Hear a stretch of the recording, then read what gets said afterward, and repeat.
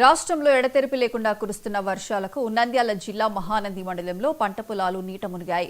పాలేరు వాగు ఉప్పొంగి ప్రవహించడంతో లోతట్టు ప్రాంతాలు ముంపునకు గురయ్యాయి. రహదారులు పూర్తిగా జలమయం కావడంతో గాజులపల్లె మహానంది మధ్య రాకపోకలు నిలిచిపోయాయి. అంతేకాకుండా వందల ఎకరాల్లో అరటి, పసుపు పంటలు పూర్తిగా నీట మునిగాయి.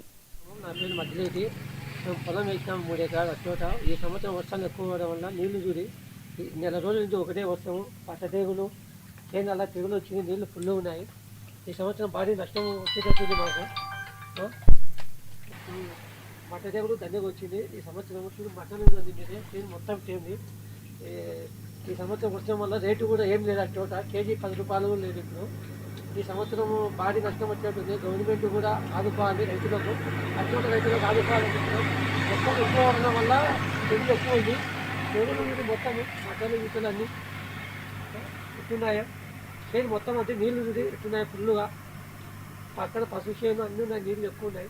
ఏం చేయాలి? గవర్నమెంట్ ఏదో ఒకటి ఆదుకోవాలి.